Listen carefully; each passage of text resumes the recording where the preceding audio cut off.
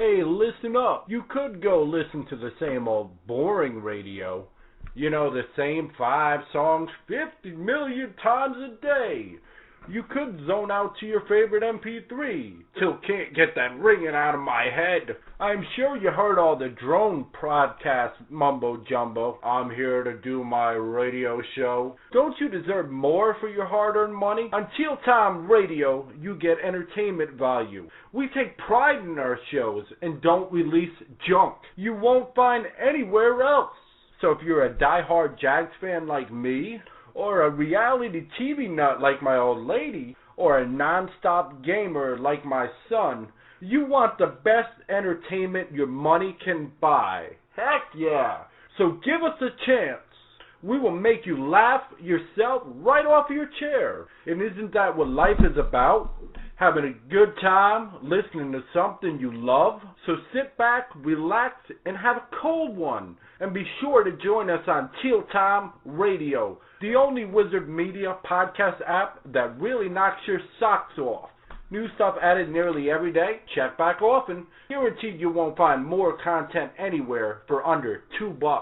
Ladies and gentlemen, welcome to Stream Time, a Teal Time radio production. I'm your host, CT Jags, and alongside of me, the beautiful Miss Chrissy. Hey everybody! Now, on today's show, we're going to go a little different as far as reality TV. We're going to hit up the top show, Bar Rescue. It's a good show. I really like it. I like how the guy tries to go in and tries to save some of these bars, but some of these people are just too stubborn. They want to go back to their old ways. And I agree with that. I think he's either trying to, this would be, let's see here. His name is Jon Taffer. Yup, John is a very good, what he does, he's been doing this for years and years and years. And some of these people just don't want to listen to him. Exactly. They don't want to listen to him at all. And basically what happens is it's either on the verge of closing the bar, or there's a hidden agenda in some way, shape, or form to say, well, hey, we're going to bring in this expert, and if they can't turn it around, forget about it. It's a lost cause. Or anyway. They might be just saying, well, you know what, this guy came in to help us, but you know what, I don't believe him. This bar ain't going to be saved, so we're just going to let it close.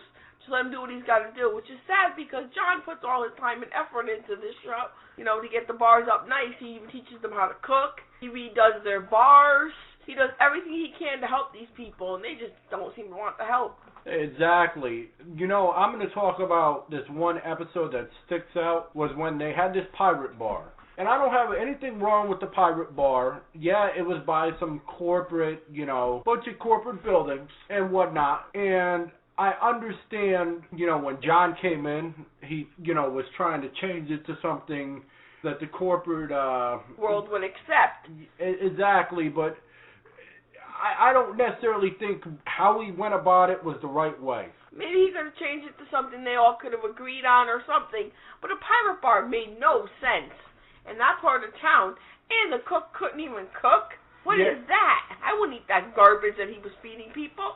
Sorry. That's the main thing. You have, you know, the wife that's the owner, and then you have the head cook, which is the husband, the boyfriend, whatever he is. But he runs the show. But he doesn't know what he's doing. Exactly. I mean, if we're going to run a business, you're going to run it 50-50, husband and wife. You both have say, yes, but you talk about things and you decide together, well, we're going to do this way and that way. And it seemed like it was either his way or the highway, and he just was a smart aleck about everything. So anyway, in the show, they had it as this pirate bar, and John comes in.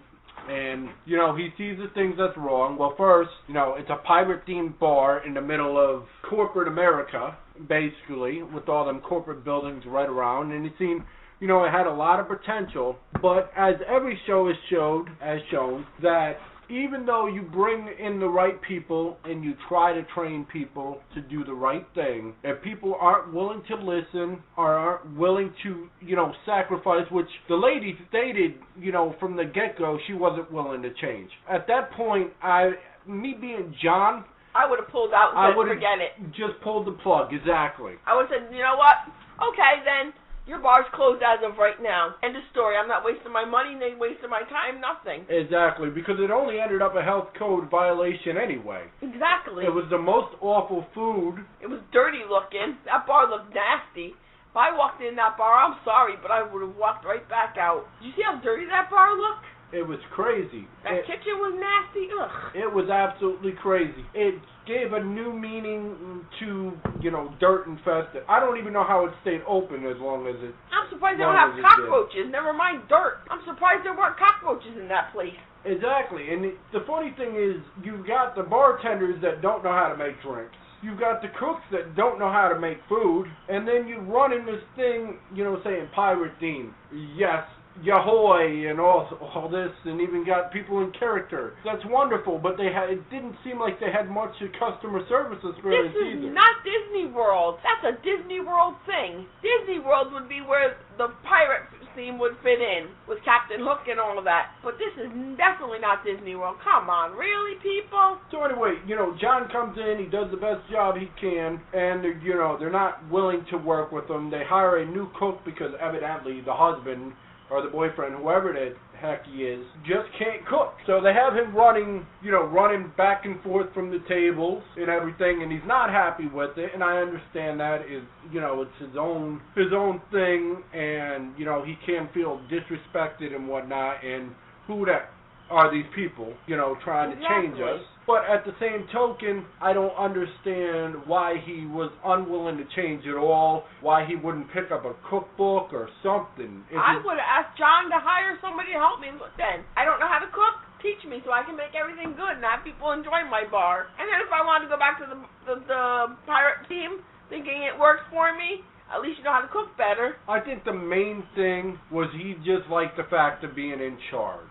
He liked the fact that he can order people around and everybody was his lackey. Even though he didn't know what he was doing, he didn't know how to run things, he had no idea. And she really should have just left his butt somewhere. Exactly. I would have sent him back where he came from. Or, at least, keep the relationship. But, John made a valid point. Supposedly the lady was in her parents' basement. Exactly. Okay? You run a restaurant, you gotta have more for yourself than just being in a basement. You gotta at least want your own house, your own something, God, even I want my own house someday. I don't want to have to live I don't want to live in somebody's basement. I don't live in anybody's basement, but I wouldn't want to if that was me. Heck no. I'd be like, I'm buying my own house, something. But he made the business go down even worse. So anyway, a long story short, John, changes the whole aspect of the thing. Now, I understand what he did as far as changing, the bar from, the Pirates Bar to, corporate bar and grill because of all the, different offices around the area. However, he really, in my eyes, didn't really need to change it to saying the word corporate. I think he could have still had a pirate theme if he was willing to work with them. On some nights, like they could have had a pirate theme on one night, and they could have had, maybe a cop theme on another night, or make it more interesting for the people. I agree. Exactly.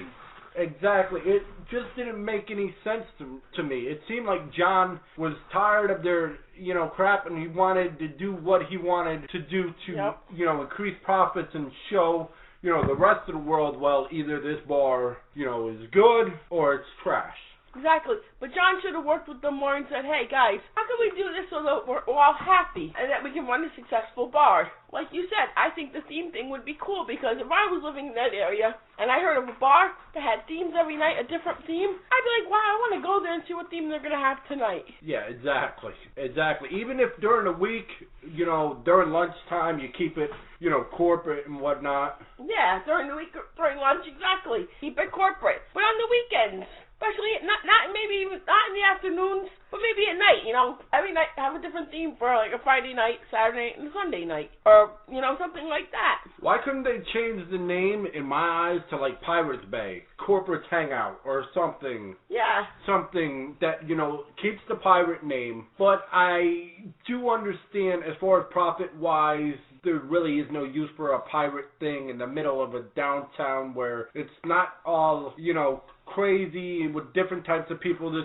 this wasn't New York, this wasn't California, this wasn't Vegas. I was just thinking that, right. Vegas, it would have been fine, or New Orleans, or somewhere like that. Even Orlando, with like the Universal Studios and everything. That's what I'm saying. This isn't Florida, That's a Florida theme, or a California theme for their, Maybe they should have just, if they weren't happy with what was going on, maybe they should have just relocated. Maybe. Or talked to John and went to John to begin with and said, look, John, you know what? I'm not happy with it like this.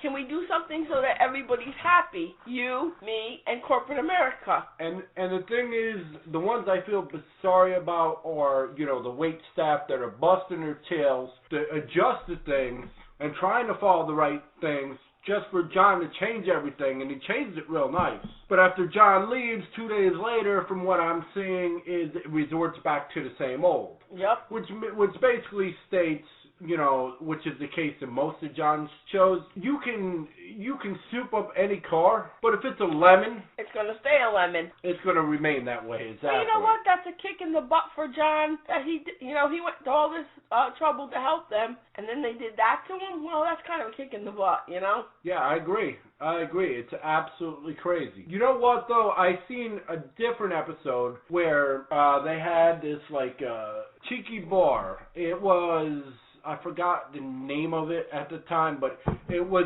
an exact replica of the bar right across from it. Mm-hmm. And they had these green cups, but they looked exactly like the other. Why would you copy somebody else? Why wouldn't you want to have your own idea, your own agenda? Like I tell my son, you know what? You got to grow up and be your own person. Well, they should have grown up and had their own kind of bar. Well, I think it was a vendetta from what the boss was saying. They got beat out of one thing, in a legal battle, and then they just wanted to keep, the legend moving on. That's immaturity. Come on. Are we in high school, grammar school, middle school? What is it? But New Orleans, a place of party central in my eyes. They have the Mardi Gras and everything else. There's a million other themes in New Orleans, that you could have used. Now, I like that's what it came out to be, though, where he made those blue cups with the blue drinks. Exactly, and they sparkled and they lit up and everything. Yup, and everybody said, well, where'd you get those? I want one of those. And then they had the old barber chair. Exactly, and they used that as a shot glass chair. Yup, and all the all the teenagers come down there for spring break or whatever. They're in that shot chair getting those shots. But the whole thing I liked about it, I'm sorry, we don't mean to go back and forth and everything, but in the beginning of the show, it showed, the owner wanted change, but he was reluctant to it. And then the manager that was ahead of that, thought he knew it all, and it turns out he didn't, but he accepted the fact that he didn't, and he was able to take responsibility and say, well, hey, I got to step my game up. Exactly. And improve. Whereas the ones from the pirate thing, they weren't willing to do anything. Yeah, if you're not willing, you're really just wasting John's time. Yeah. At least at the other bar, the Tiki Bar, they at least were willing to learn how to make different drinks, and they were willing to change the name of their bar and step it up a little, which is cool. And it was something, simple. It was a simple menu. But really, when you go out to a bar, you're not really looking to get a full course meal anyway. No, when you go out to a bar, you want, to have drinks and maybe a little appetizer, and that's it. You're not going to eat a full meal. Nobody's going to keep drinking if they eat a full meal. You have an appetizer, then guess what? You still got room for drinks or shots or whatever. Exactly. And if they do have, some kind of meal, if it's something small like a sandwich or something. Oh, yeah, that's different. Because everybody does, get the munchies, or most people do when they're, drinking and doing whatever they're doing. Well, who wants to have a full steak, potatoes, and vegetables, let's say, and then go drinking? No, that's too much. Yeah, somebody would puke. Yes, They'd be exactly. puking all over Bourbon Street. Exactly. Which is crazy because it ended up, the name of the new bar ended up, I think it was Bourbon Spirit. Yeah, it was. Because it was supposed to be haunted by a spirit of somebody that had originally owned it, I think it was. Yeah, exactly. And we liked how the makeover came out and whatnot. Yes, it came out real nice. We thought that John did a heck of a job. I think he does a heck of a job on the equipment. The thing that I have to wonder, though, when he leaves, and the bar becomes whatever, the new, does he take the equipment with him, as in, okay, yeah, I helped you out, but now you have to, buy the equipment? Oh, I don't know. See, I wonder. It never tells you, but no, I wouldn't think so. I wouldn't think you would buy the equipment and then just take it back. Yes, but I'm sure he's not spending $100,000 for this bar just to have no kind of repayment. Yeah, I'm sure they must work out something, or he might buy the equipment used. It's still like brand new, and maybe people donate to him too. We never know. They may donate equipment from places that close down. But even bar equipment used is still expensive, real expensive. And I wonder why some of these bars are shutting down. Could it be because he's bringing these equipment in, and they just can't manage the upkeep of it? If the machine breaks down, how much does it cost to fix? Do they have the the inventory or the means or the money to fix it? Exactly. I mean, just because you have a couple of days of profits doesn't, take away all them years that you had them down for. You're still in debt. Exactly. And it takes time to get out of debt. It's not a quick fix. That's true. Very true, honey. So you have to wonder. All the equipment is nice and all, and I'm sure what John means well, but wouldn't it be, better if you just went the simpler way and just new glasses or a new small machine rather than, extravagant and elegant? And I understand what he's doing. Well, maybe. I think a lot of their equipment seems to be outdated, a lot of these places, so he ends up replacing them. One bar, I think he replaced the bar floor. Not to be repetitive to something that was an old show, but yeah, in one of the shows, he replaced actually the bar floor because the bar floor actually started to stink underneath. And I'm understanding that, but to redo a place, it still costs money, and it's not like, the producers of the show are saying, well, hey, I'm going to give somebody $100,000 to replace their bar, because really, do they care about it that much?